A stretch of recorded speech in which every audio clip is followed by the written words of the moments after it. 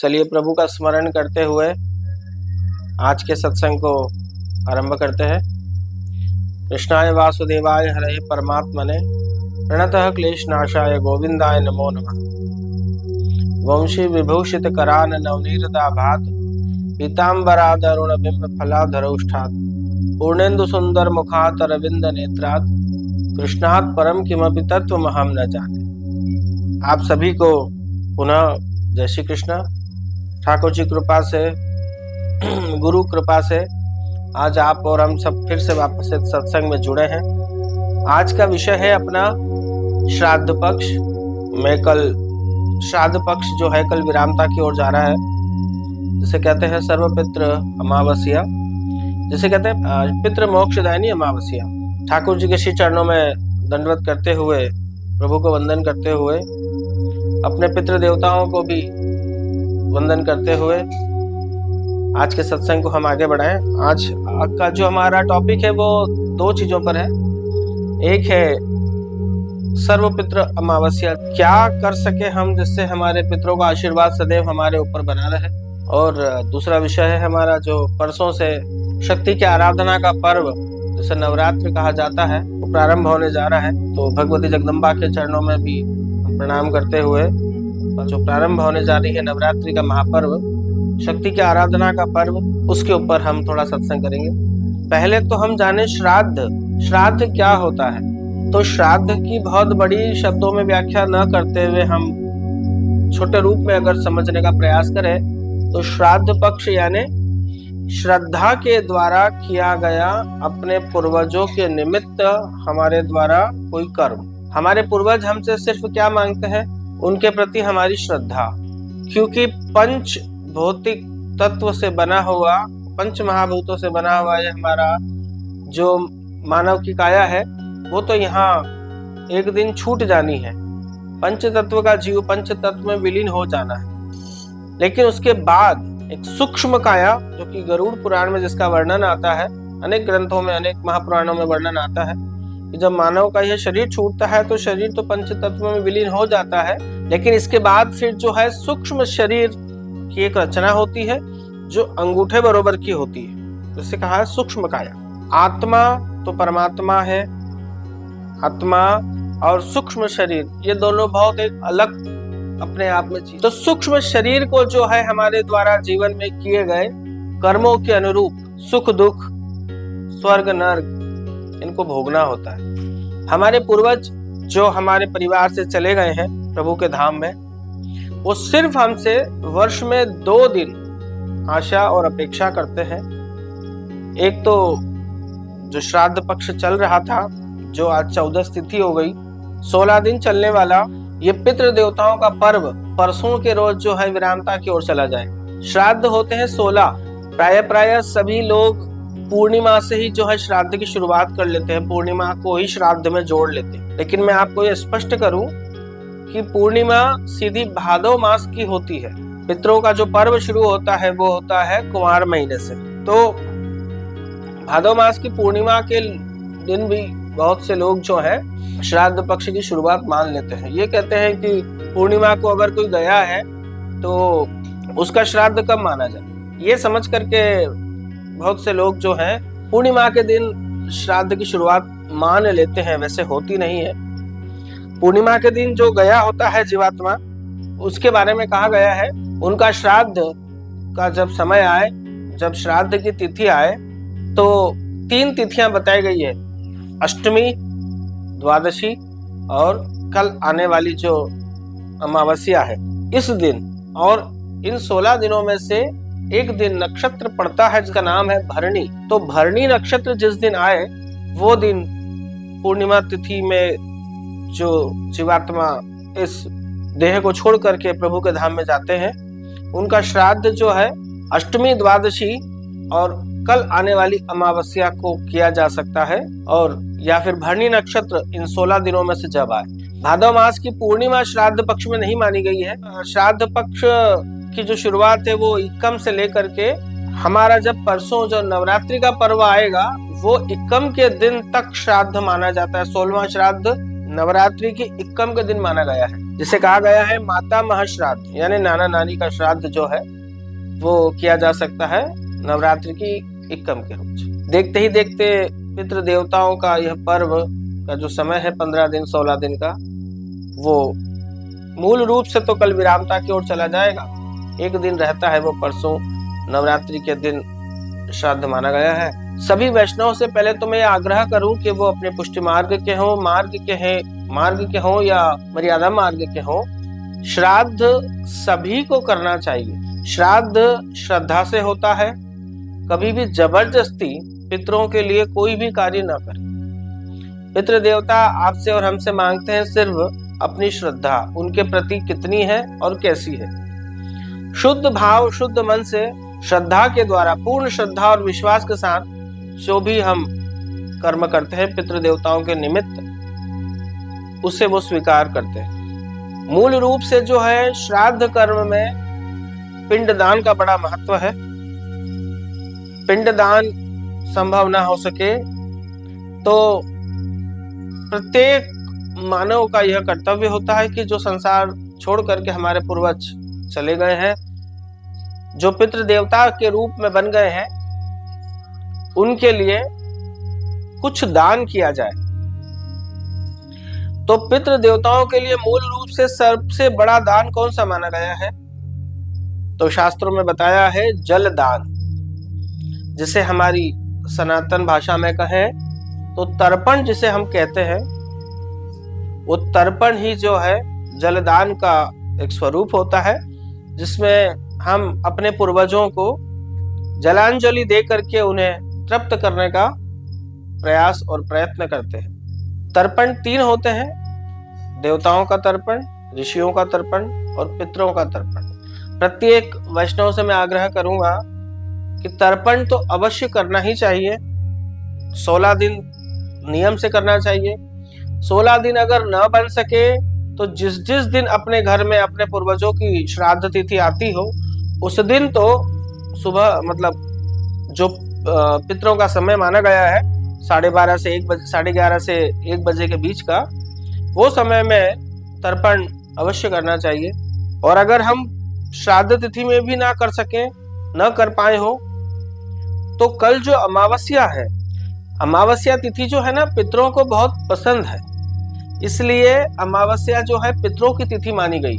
तो पूर्वजों को, अपने पूर्वजों को तृप्त करने की भावना से, मंशा से हमें जलदान पितरों के निमित्त अवश्य करना चाहिए, जिसे तर्पण कहा गया है अपनी सनातन भाषा में। प्रत्येक मनुष्य का कर्तव्य और दायित्व बनता है कि वो अपने पूर्वजों के निमित्त तर्पण अवश्य करें। तर्पण कहाँ करें?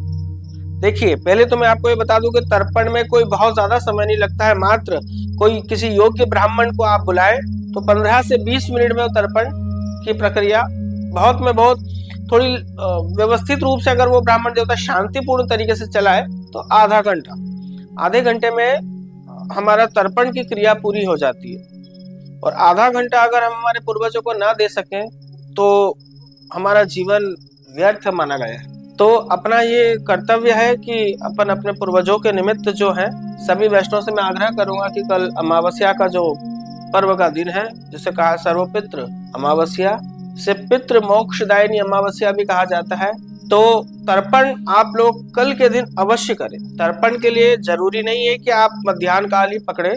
प्रातः काल ब्रह्म मुहूर्त से लेकर के 1 बजे तक, 1 बजे के पूर्व तक आप लोग तर्पण अवश्य कर सकते हैं और करना चाहिए। तर्पण मुख्य रूप से तीर्थ में कहा गया है कि पवित्र पुण्यमय तीर्थ में तर्पण करें। तीर्थ में संभव ना हो सके तो पवित्र पुण्यदायिनी नदियों के किनारे पर बैठ करके तर्पण किया जाए। वो भी अगर संभव ना हो तो गौशाला में बैठ करके तर्पण किया जाए। वो भी संभव ना हो तो जहां आप रह रहे हो उस घर में, उसी स्थान पर आप बैठ करके ब्राह्मण के द्वारा तर्पण की क्रिया को संपन्न करवा सकते हैं। आपके घर में अगर कोई आता है सबसे पहले, तो आप सबसे पहले उसे क्या देते हैं? आसन। और फिर आप उन्हें पानी ऑफर करेंगे, जल ऑफर करेंगे।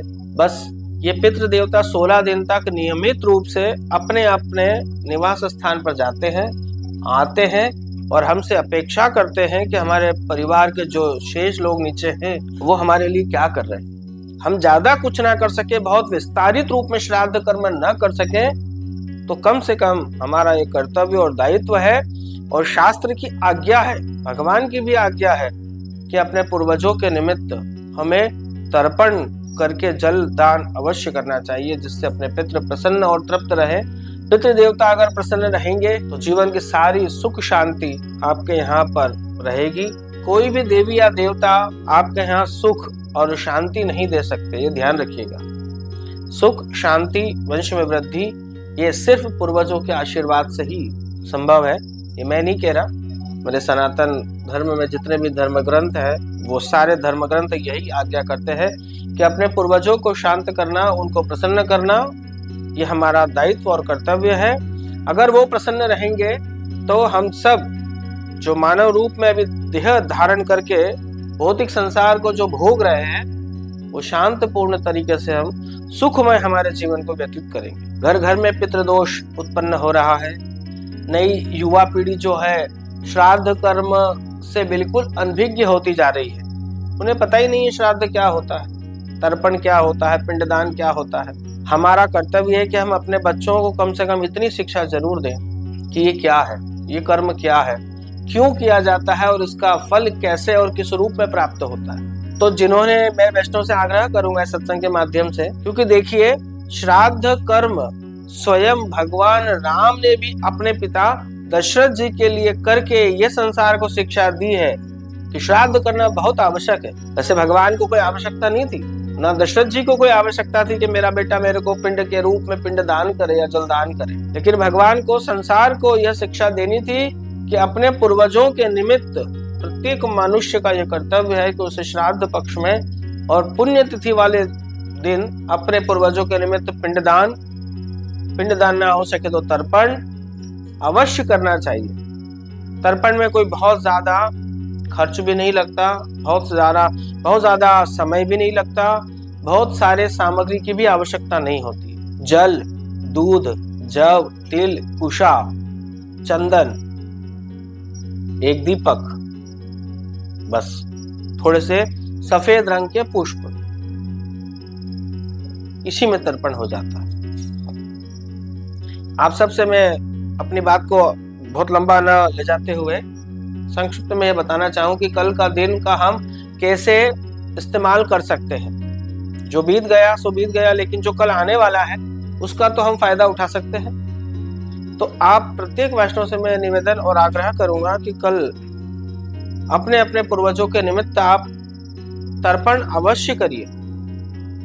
तर्पण के साथ में पिंडदान का बड़ा महत्व है। पिंडदान की प्रक्रिया अगर न निभ सके तो एक शुद्ध पवित्र वैष्णव को, ब्राह्मण को बुला करके उसे भोजन कराए।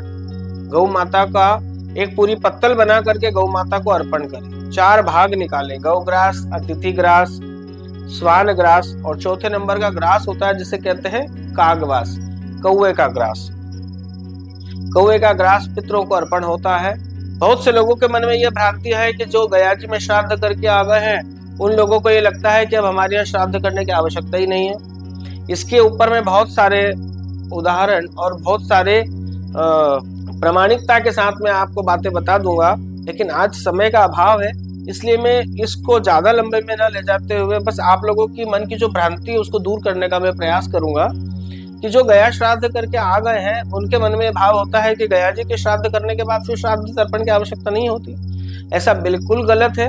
कोई भी धर्म ग्रंथ में ऐसा नहीं लिखा है कि गया जी में श्राद्ध करने के बाद पुनः अपने पूर्वजों के निमित्त कोई श्राद्ध कर्म या तर्पण न करें, बल्कि करना चाहिए।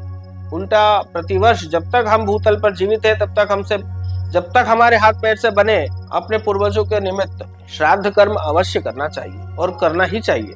पिंडदान न हो सके तो तर्पण करें कल, और तर्पण के साथ में एक योग्य ब्राह्मण को बुला करके हम भोजन कराएं। गौ माता को ग्रास के रूप में अर्पण करें, श्रद्धा सुमन। पितृ देवताओं के रूप में कागवास दें, स्वान ग्रास दें, और अभ्यागत माने अतिथि को, जो कोई याचक हो भोजन का, उसके लिए एक भाग निकालें। ये जो निकालने का समय दिया गया है, ये कहा गया है 11:30 से 1 बजे के बीच में प्रयास करना चाहिए कि पितरों के निमित्त इस मध्याह्न काल में ये तर्पण हो जाना चाहिए। तर्पण तो आप पहले भी कर सकते हो, जब समय हो आपके पास में, सूर्योदय से लेकर के 1 बजे के पूर्व तक आप कर सकते हो। लेकिन ये जो ब्राह्मण भोजन और ये 4 ग्रासों का जो मैं वर्णन कर रहा हूँ, ये कोशिश करना चाहिए कि 11:30 से 1 बजे के बीच में ये कर्म संपन्न हो। ब्राह्मण के पेट को, गौमाता के पेट को साक्षात भगवान जनार्दन का पेट माना गया है। और भगवान जनार्दन यानी भगवान नारायण, भगवान विष्णु के जो है सहस्त्र नाम है। तो जो उत्तरकारी में जिन नारायण के नाम का स्मरण होता है वो होता है भगवान जनार्दन का। तो नारायण का ही ये नाम है जनार्दन। तो जनार्दन भगवान का जो पेट है, मतलब ब्राह्मण अगर कुछ भोजन करे, गौ माता को अगर हम कुछ भी खिलाएं, तो भगवान ऐसा कहते हैं कि वो सीधा सीधा मेरे ही पेट में जाता है। और जो पिंडदान करते हैं वो भी भगवान जनार्दन को ही अर्पण किया जाता है। यही मान्यता है और यही धर्म शास्त्र की आज्ञा है। कल के दिन अपने बच्चों से, जैसे श्राद्ध कर्म जो है मूल रूप से पुरुषों को करने वाला कर्म है। वैसे तो राजा दशरथ के लिए भगवान राम को आने में, सामान लाने में समय हो गया, तो सीता माता ने भी बालू रेती का पिंड बना करके अपने ससुर दशरथ जी को अर्पण किया। यही उज्जैन अवंतिका नगरी रामघाट पर। इनका नाम पड़ा क्यों रामघाट? उज्जैन में रामघाट नाम का जो स्थान है, पवित्र पुण्यदायिनी, पतितों को पावन करने वाली जो शिप्रा मैया बह रही है, इस तट पर इसका नाम पड़ा ही रामघाट क्यों? जब भगवान 14 वर्ष का वनवास प्राप्त करके यहाँ से गुजर रहे थे, तब आपका एक पड़ाव अवंतिका नगरी में भी हुआ भगवान का, ऐसा वर्णन है। यह वर्णन आपको वाल्मीकि जी के द्वारा रचित रामायण में प्राप्त होगा कि भगवान 14 वर्ष का जब वनवास को, उस 14 वर्ष के वनवास का जो समय व्यतीत कर रहे थे, उस समय भगवान पृथ्वी की परिक्रमा करते करते अवंतिका नगरी उज्जैन में भी आए थे। और इसी रामघाट पर, जिसका नाम रामघाट रखा गया, उसका नाम ही रामघाट इसलिए रखा गया है कि यहाँ भगवान राम, सीता जी और लक्ष्मण जी यहाँ आए हैं। और श्राद्ध का दिन पड़ा, पुण्यतिथि का दिन पड़ा अपने पिता का। सीता जी ने भगवान राम से कहा कि आज तो आपके पिताजी और मेरे ससुर जी का पुण्यतिथि श्राद्ध का दिन है, तो हमें पिंडदान करना है, आप ये कुछ सामान लेकर के आइए। पिंड 3 चीजों के बनते हैं, एक चावल का पिंड, एक कुट्टू के आटे का पिंड, और अगर एकादशी तिथि वगैरह में कोई व्रत वाले दिन कोई जाता है हमारे यहाँ से, तो उसके निमित्त जो है अन्न का पिंडदान नहीं होता, उसके लिए मावे का पिंडदान का क्रम ग्रंथों में बताया गया है। शास्त्र आज्ञा करते हैं कि 3 चीजों के पिंड बनते हैं, चावल, भात है ना, दूसरा हो गया आपका कुट्टू आटा, उसके पिंड बनते हैं, और तीसरा मावे का पिंड बनता है। लेकिन ये चीजें सीता जी के पास उपलब्ध नहीं थी। जो पितृदेवताओं का समय है मध्याह्न काल का 11:30 से 1 बजे के बीच का, भगवान राम को सामान लाने में थोड़ी सा समय लग गया। अब इधर जो है दशरथ जी आकाश मार्ग में पितृ स्वरूप बन करके वहां उपस्थित हुए, जहां सीता जी अपने पितरों का, अपने पूर्वजों का आवाहन कर रही हैं। भगवान राम को समय लग गया आने में, सामान को एकत्रित करने में। वहां कुछ और सीता जी को नहीं मिला। सीता जी ने तुरंत वहीं बालू की रेती से, बालू रेती जिसे कहते हैं ना, जो अपने घर बनाने में काम आती है, तो ये बालू रेती का पिंड बना करके अपने ससुर जी को अर्पण किया। और ऐसा प्रामाणिकता के साथ शास्त्रों में वर्णन है कि दशरथ जी आए और दशरथ जी ने आकाश मार्ग से आकर के अपनी बहू के द्वारा दिए गए उस पिंड को स्वीकार किया। फिर भगवान राम आए और बचा हुआ श्राद्ध कर्म किया। कहने का तात्पर्य यह है कि भगवान ने भी हमको आज्ञा करी है कि श्राद्ध अपने पूर्वजों के निमित्त अवश्य करना चाहिए। तो कल अमावस्या का दिन जो है, सर्वपित्र अमावस्या, सारे पितरों को शांत करना अपना कर्तव्य है। पितरों की सदगति हो, इन सब का वैकुंठ में वास हो, ऐसी कामना करना भी हमारा कर्तव्य और धर्म है। पितरों के निमित्त कल आप तर्पण करने का प्रयास जरूर कीजिए। ब्राह्मण का भोजन अवश्य कराइए। कोशिश करिए कि जो ब्राह्मण का भोजन करा रहे हो, जो गौग्रास, अतिथि ग्रास, स्वान ग्रास, जो 4 भाग निकाल रहे हो, वो घर में आपके परिवार के द्वारा ही बनाया गया भोजन, अपने हाथों से बना करके आप ब्राह्मण को भोजन कराइए। गौ माता को ग्रास दीजिए। स्वान का भाग यानी कुत्ते का ग्रास निकालिए, और कौओं के रूप में कागवास निकाल करके, ये जो बड़ी विस्तार में श्राद्ध विधि जो है, जो ग्रंथों में वर्णित है, मैंने आपको बहुत छोटे रूप में बताया है कि इस तरीके से भी अपन ये कार्य को कर सकते हैं और अपने पितरों का आशीर्वाद प्राप्त कर सकते हैं। दक्षिण दिशा, साउथ फेस जो है वो पितरों का स्थान है, जिसे यममार्ग कहा है, और वहीं पर जो है पितृलोक भी है। तो दक्षिण दिशा में प्रणाम करें, प्रतिदिन हम रोज अपने पितरों को प्रणाम करें। दक्षिण दिशा में पितरेश्वराय नमः, पितरेश्वराय नमः, पितरेश्वराय नमः बोल करके वृंदा महारानी, एक तांबे के लोटे में जल भर करके वृंदा महारानी को अर्पण करें, यानी तुलसी जी को अर्पण करें। श्राद्ध से संबंधित सारे कर्म पुरुषों को करने की आज्ञा शास्त्र के द्वारा दी गई है, लेकिन अगर पुरुषों में अपने पूर्वजों के लिए कोई श्रद्धा भक्ति ना हो, अपने पुरुषों के पास समय का अभाव हो, तो ऐसा कहा गया है कि माताएं, महिलाएं भी जो है अपने पूर्वजों के निमित्त ब्राह्मण भोजन, गौग्रास, अतिथि ग्रास और स्वान ग्रास को निकाल करके अपने धर्म और कर्तव्य को पूरा कर सकती है। ब्राह्मण को तिलक करके दक्षिणा अवश्य दीजिए, ब्राह्मण को आसन दीजिए बैठने के लिए, और फिर निवेदन करूंगा कि श्राद्ध का भोजन अगर आप ब्राह्मण को करा रहे हैं तो उसे पत्तल पर ही भोजन कराइए, किसी बर्तन में भोजन न कराइए, पत्तल में ही भोजन कराइए। पत्तल भी जो है मूल रूप से केले का पत्ता हो, केले का पत्ता ना हो तो बड़ के पत्तल के ऊपर भोजन कराए, वो भी संभव ना हो तो खाकरे से बनी हुई, जो खाकरे के पत्ते से जो बनी हुई पत्तल होती है, वो पत्तल में भोजन ब्राह्मण देवता को कराए। जल अर्पण करें, उनको तिलक करके दक्षिणा यथाशक्ति यथा भक्ति अनुरूप ब्राह्मण देवता को अर्पण करें, उन्हें प्रणाम करें। इतना तो करना ही चाहिए, और आप लोगों से निवेदन करूंगा फिर से कि जरूर कीजिए, जितना संभव हो सके अपने पितृ देवताओं को प्रसन्न करने का प्रयास कीजिए। पितृ देवता अगर प्रसन्न रहेंगे, उनका आशीर्वाद अगर आपके ऊपर बना रहेगा, तो कभी आपके घर में अन्न धन की कमी नहीं आएगी। आपके जीवन में कभी कोई बड़ी भयंकर चुनौती नहीं आएगी संसार से लड़ने की। सुख शांति का जीवन आपको प्राप्त होगा, वंश में वृद्धि होती रहेगी, वंश का नाम बहुत आगे तक बढ़ता रहेगा। इन सब चीजों को प्राप्त करने के लिए पितृ देवताओं को प्रसन्न करना आवश्यक है। पितृ प्रसन्न है तो गृहस्थ जीवन भी आनंदमय रहेगा, ये ध्यान रखिए।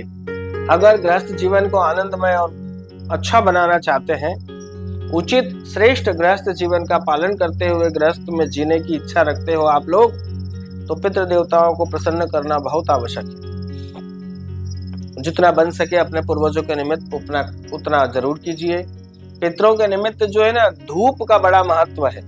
कंडा जला लीजिए छोटा सा, दक्षिण दिशा में उसको रख दीजिए, घी और गुड़ मिला करके उस जले हुए कंडे के ऊपर आप पितरेश्वराय नमः बोलकर 5 बार आहुति दीजिए। कहते हैं कि जो धुआं उसमें से निकलता है, घी और गुड़ को जो जलाता है, जो जल रहा है अग्नि के द्वारा, और जो धुआं उत्पन्न होता है वो सीधा पितरों को प्राप्त होता है। ऐसे छोटे छोटे उपाय करके भी हम जो है पितृदोष से मुक्त हो सकते हैं।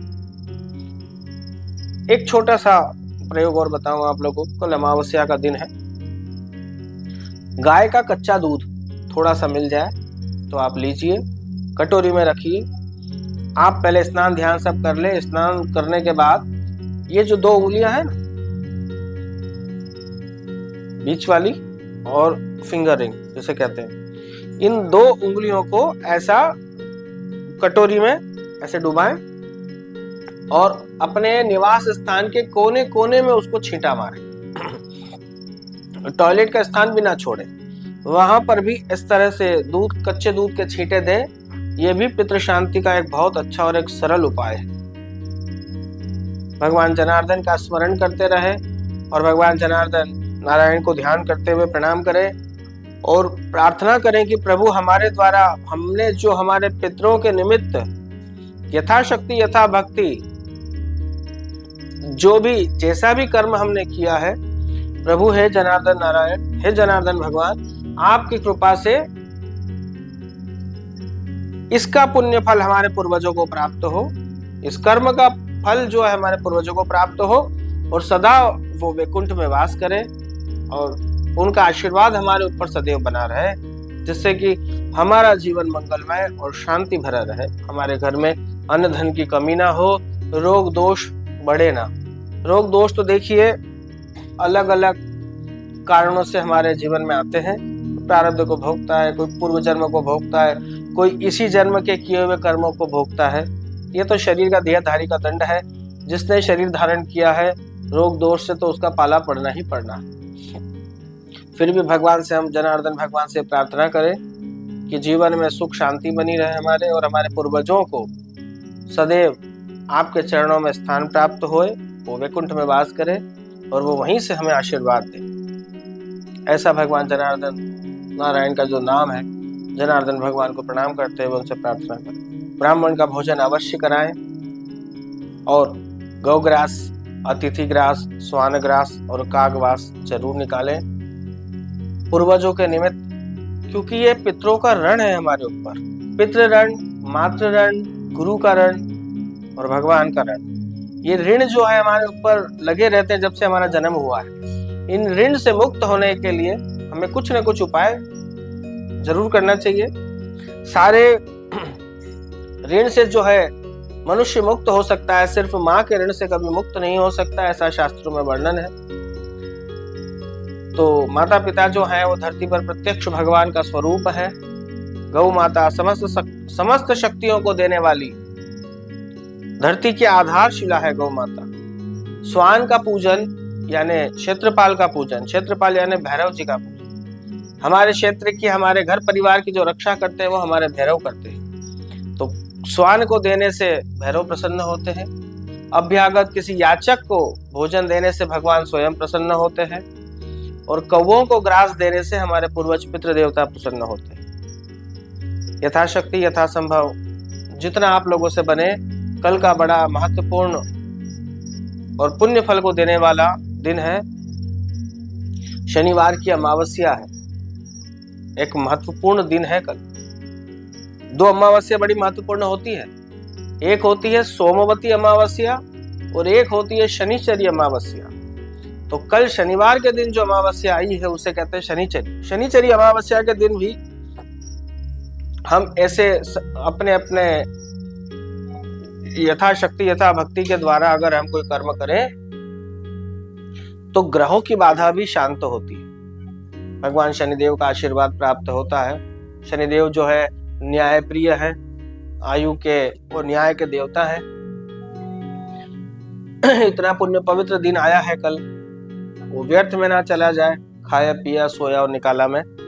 तो कोशिश करें प्रातः काल धर्म करें, और धर्म भी अपने पूर्वजों के निमित्त करें, और जितना आप में से संभव हो सके उतना प्रयास जरूर करें।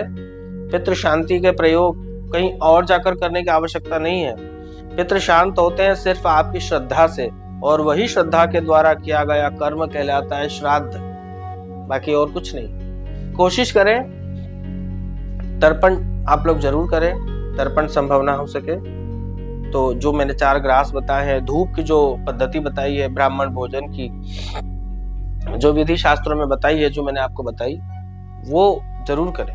ये हुआ श्राद्ध का विषय। बहुत विस्तार में तो नहीं बता पाया मैं, लेकिन जो आवश्यक बातें थी वो मैंने आपको बताने का प्रयास किया कि आने वाला जो कल का दिन है, हम अपने पितृ देवताओं को प्रसन्न करने के लिए छोटे छोटे प्रयोग करें। हमारे पितृ देवता हमसे कुछ नहीं मांगते हैं, बस वो सिर्फ हमसे उनके प्रति कितनी श्रद्धा है, बस वही श्रद्धा हमसे वो मांगते हैं, और वही श्रद्धा हम जब उन्हें अर्पण करते हैं तो वो कहलाता है श्राद्ध।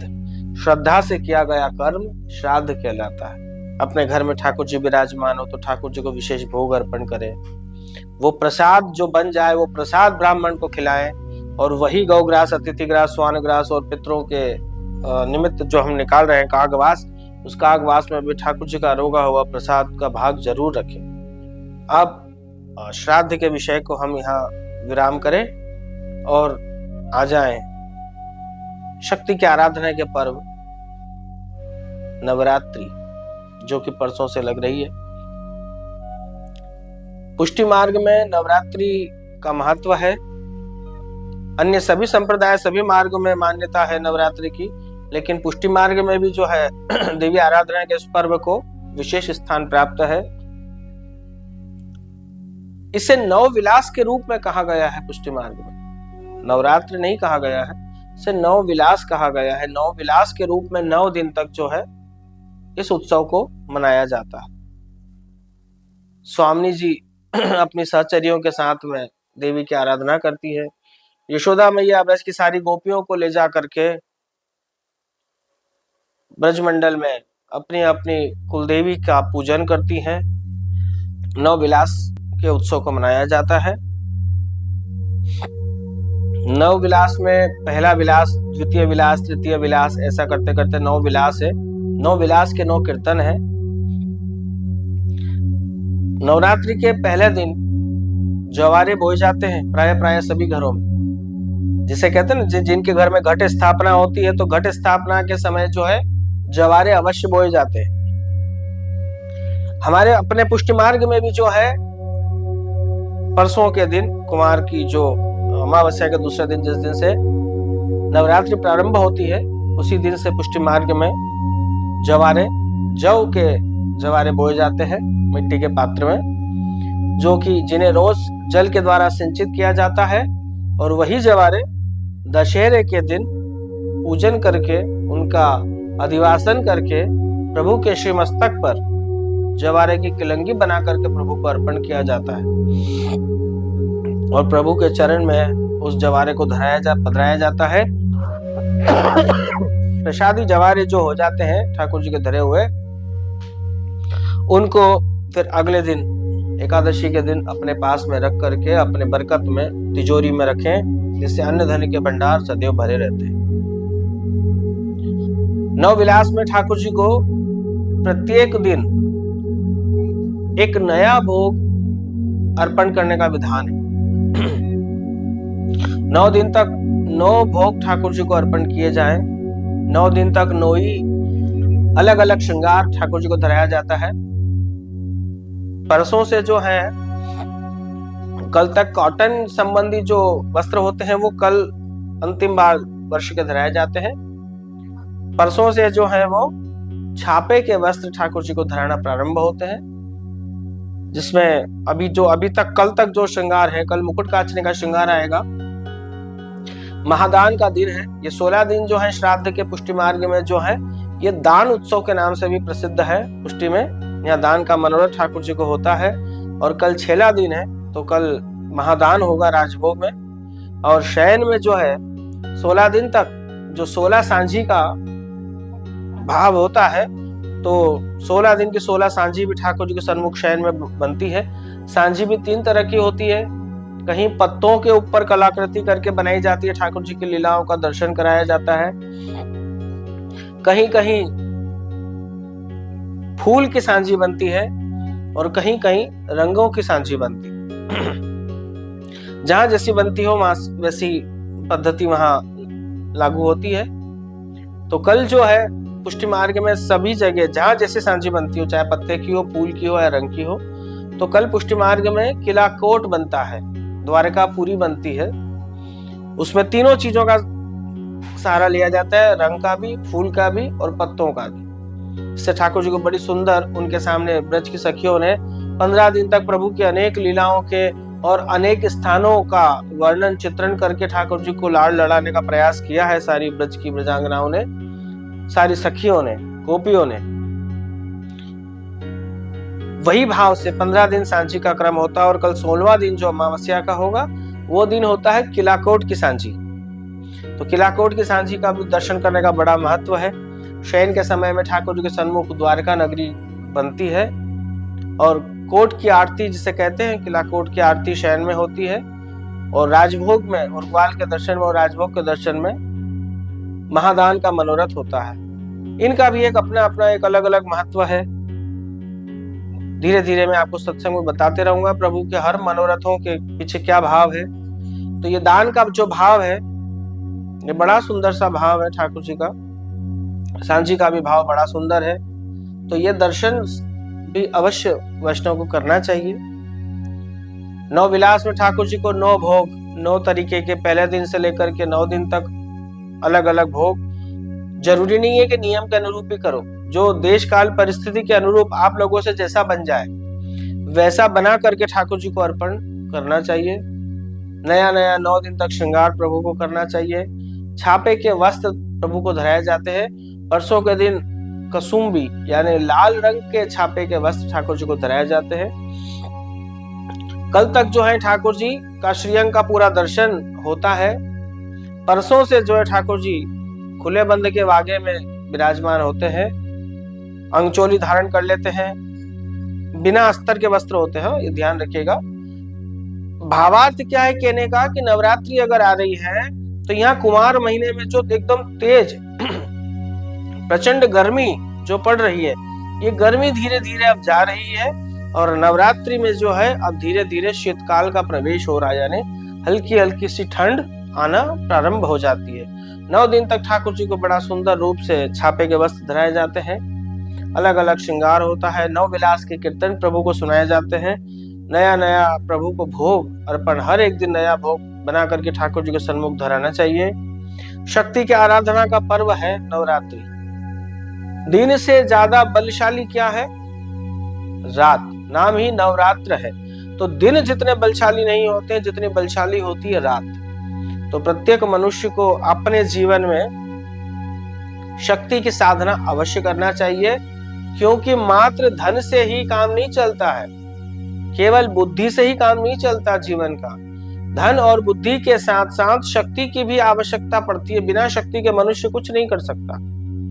इसलिए ये नवरात्रि जो है 9 दिन शक्तियों से भरी हुई होती है। अपने आप में एक बड़ा अनूठा और ऐसा तेज को देने वाला ये दिन और ये रात होती है। तो नवरात्रि में देवी आराधना को करके शक्ति प्राप्त करना हमारा कर्तव्य और धर्म है। देवी आराधना का अर्थ है शक्ति की आराधना करना। शक्ति की आराधना करने का क्या अर्थ है, किस तरह से किया जाए? तो शक्ति की आराधना के अनेक प्रकार हैं। उसमें से आप और हम गृहस्थ संबंधित लोग जो हैं वो छोटे छोटे नियमों को अपना ले, जिससे शक्ति की आराधना मानी जाए। 9 दिन तक व्यर्थ का चिंतन न करें, 9 दिन तक क्रोध न करें, प्रयास करें 9 दिन तक मौन रहने का। हर एक दिन में जितनी देर आप मौन रह सकते हो उतनी देर मौन रहने का प्रयास करें।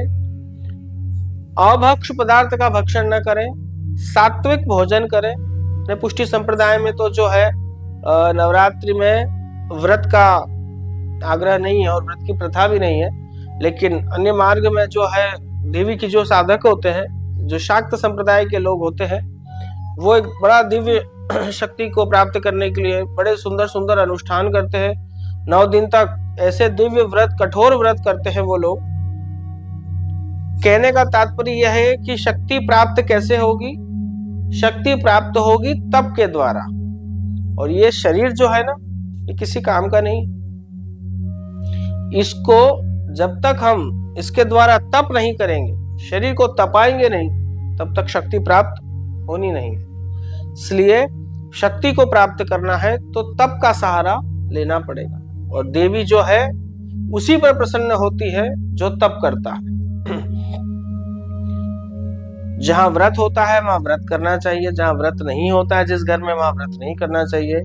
प्राय सभी घरों में जो है कुल देवी की पूजा इस नवरात्रि में आवश्यक रूप से होती है। प्रत्येक व्यक्ति को अपने कुल की देवी की पूजन के लिए अपने नियत स्थान पर, जो भी तिथि पर होती है, कहीं सप्तमी को, कहीं अष्टमी को, कहीं नवमी को, तो जब भी जौन सी भी तिथि को अपनी कुल देवी की जिस दिन घर में पूजा होती है, उस दिन शुद्ध सात्विक मन से वहां उपस्थित रहना चाहिए।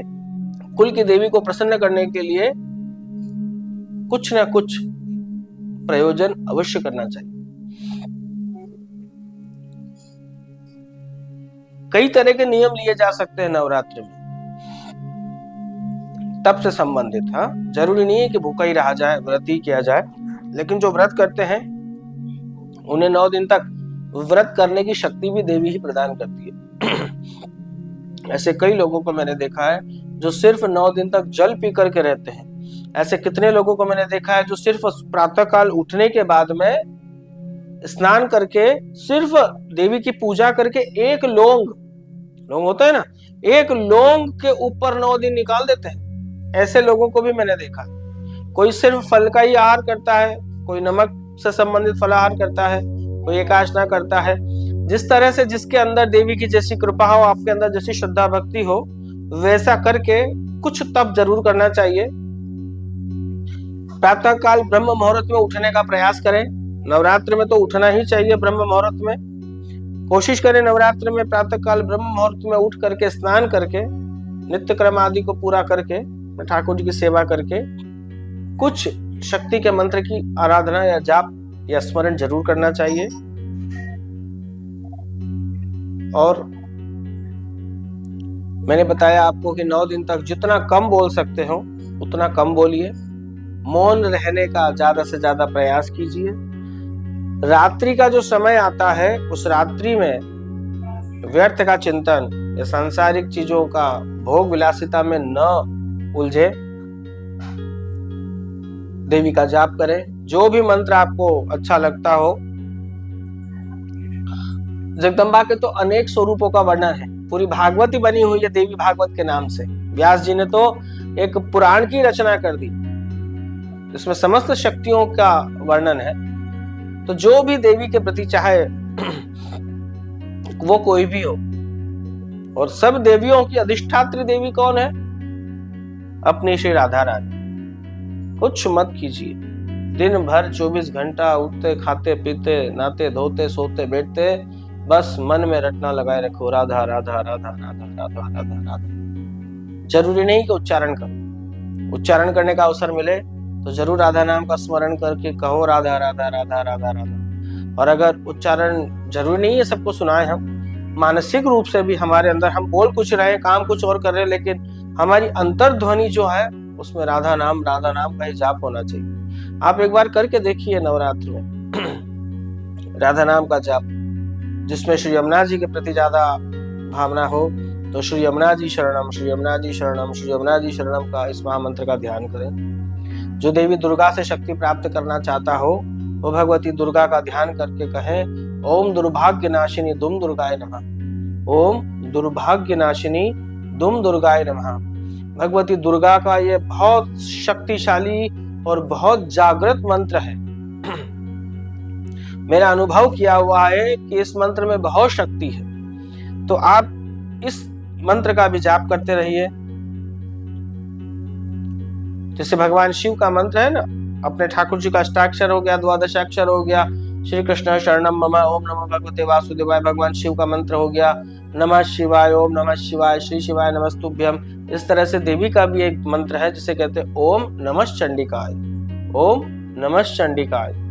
इस तरह से देवी का कोई भी एक छोटा सा मंत्र पकड़ करके उसकी आराधना करो, जाप करो। 2 चीजें होती है, एक होती है आराधना और एक होती है साधना। तो साधना जो करते हैं वो तांत्रिक लोग करते हैं नवरात्रि में। हमें साधना नहीं करनी, हमें आराधना करनी है, देवी को प्रसन्न करना है और उनसे आशीर्वाद प्राप्त करना है। इसलिए ऐसे अनेक मंत्र हैं, कोई सा भी एक मंत्र को पकड़ करके आप उस विधि के द्वारा शक्ति की आराधना करें। मैं दावे के साथ कहता हूं आपको कि 9 दिन में आप कोई भी एक नियम लेकर के अपने जीवन में कुछ परिवर्तन करें, अपने शरीर से कुछ तप करने का प्रयास करें और कोई भी एक मंत्र का आप निरंतर जाप करते रहें। दिन में, दोपहर में, शाम में, रात में, जब चाहे जब उस मंत्र की रटना लगाए रखो।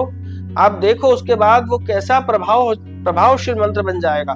जब जहां जो जिस विपत्ति में आप खड़े रहोगे, आपने जिसका ध्यान करा, अगर उसको याद कर लिया, वो शक्ति उसी समय आकर के आपका समाधान करेगी, आपकी समस्या का समाधान करेगी।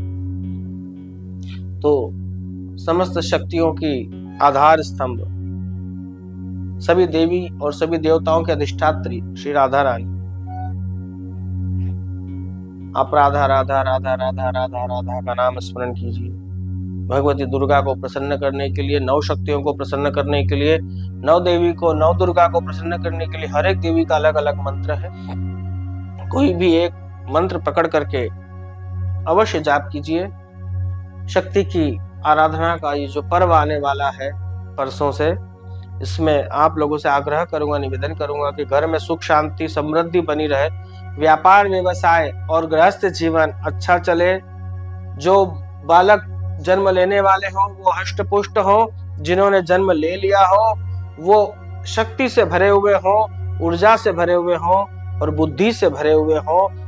ऐसे बालकों को शक्ति प्रदान करने के लिए हमारे द्वारा ये कर्म करना बड़ा आवश्यक है। हमारे अंदर शक्ति होगी तभी तो हम किसी को दे पाएंगे। अरे भैया सीधी बात है, अगर आपके पास धन होगा तभी तो आप दान कर पाओगे, धन होगा तभी तो आप खर्च कर पाओगे, आपके जीवन में शांति होगी तभी तो आप दूसरों को शांति का उपदेश करोगे, आपके जीवन में अगर सत्संग है तो दूसरे को आप सत्संग दे पाओगे। इसी तरह से अगर आपके जीवन में शक्ति है तभी तो आप शक्ति को ट्रांसफर कर पाओगे, शक्ति को दे पाओगे किसी को। स्वयं के अंदर शक्ति का संग्रहण करना बहुत आवश्यक है और शक्ति प्राप्त करने के बाद में उस शक्ति को पचाना बहुत कठिन काम है, ये ध्यान रखिएगा। शक्ति मिलने के बाद में अंदर टिकती नहीं है, ध्यान रखो। पद, प्रतिष्ठा, धन ये सब शक्ति के रूप है, तो ये भी संभालना इनको आसान काम नहीं है। शक्ति को समाहित करना बहुत कठिन काम है। अपने शरीर की शक्ति को व्यर्थ में नष्ट नहीं करना चाहिए। शक्ति से संबंधित, शक्ति को प्राप्त करने से संबंधित जो भी कार्य आप 9 दिन तक कर सकें वो जरूर करिए। गायत्री माता का ध्यान करिए। सुबह के समय में अपने निवास स्थान पर या अपने व्यापार के स्थान पर एक घी का दिया लगाइए, लंबी बत्ती का, और संध्या बेला में उसी दिए में तेल की बत्ती का दिया लगाइए। अपनी कामनाओं को बोलते हुए आप 9 दिन तक यह दीप प्रज्वलित कीजिए। यह दीप में भी शक्ति बसती है।